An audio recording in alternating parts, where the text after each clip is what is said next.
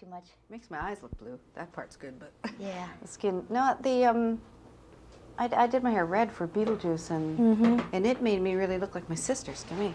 They don't have red hair, but they all have red in their hair, and they're all darker than me. And it made me feel more one of the family when I had red hair, but now I've let it just fade out. Is that your natural? Okay. With no, I got highlights too. Very pretty. But the basic color's mine. Okay. You grew up in a large family, didn't you? Yep, I'm second youngest of 7. Was it anything like growing up in your family compared to this movie? Yeah, it was fun and loud, and you had to fight to get your voice in there. Learn to speak quickly, learn to try to get a laugh. Would your parents have ever left one of the kids at home and gone off on a trip? There are 2 incidents that they admit to. Really? I'm sure there are more. Yeah, they once moved from one house to another. And left neglected one to tell of my sisters. Left one of your sleeping in the corner of a room. But my mom said they only moved a couple blocks away, and like 10 minutes later they realized she was not there. Maureen was not with us. And another time we all came back from Mass, and we were having breakfast, and some neighbor drove up the driveway with my youngest brother, Michael, who my parents hadn't even realized was missing that time. So this movie probably brought back a lot of memories for you. Yeah, it will for my mom. Sure. W.C. Fields, I think it was, said, never work with kids or animals. Now, there were no animals in the movie, but there were a lot of kids. Yeah. Is it hard holding your own when you're working with children actors? Yeah, they're pretty powerful. They are. They're strong little forces. And they're great. No, it's really fun to hang around them, I think. What about working with Mac? He's great.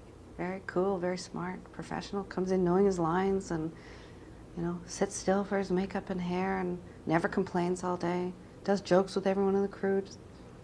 It's like a little alien. Perfect little alien. The planet of wonderful child actors. John Hughes is known for doing coming-of-age films. Would that be an accurate description, do you think, of Home Alone? For this son? In kind of a survivalist sense, I guess. Yeah. I'm sure maybe not coming of age, but coming of confidence or something for this kid, because he can't find his place in this family. At the beginning, he's not getting any attention from his sisters or brothers or cousins, and then by the end, nobody really acknowledges what he's gone through. Nobody in his family, but he knows himself what he's gone through and what he's survived, and how great he pulled it all off. So I think in a way, it's like a private little growth thing for him, which is nice. Building of his confidence. I'm sure this kid won't worry so much about how his brothers and sisters treat him after this. Not quite as much as before he went through all this.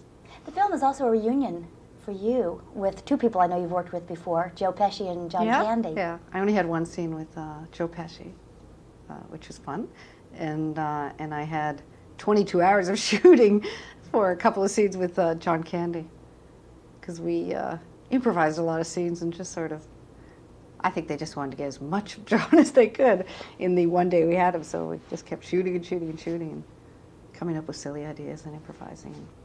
Do you enjoy improvisation, when you're working on a film, or do you prefer to work from a very tight script? I'd rather work from a great script like this, and then, if it's required, or if you're in the mood to add something else or whatever, it's great to work with, an open-minded director who's looking for other ideas and open to them.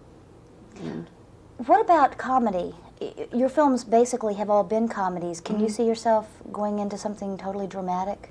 I guess I kind of like looking for the humor in any situation, even though it might be highly dramatic, like leaving your kid at home.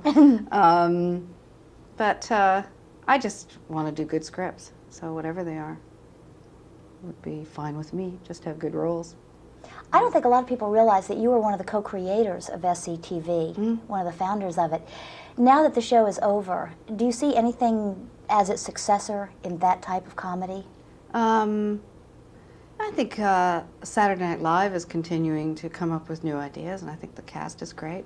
And I think Kids in the Hall, who are from Toronto and who have a show on HBO, I think they're reinventing sketch comedy for television.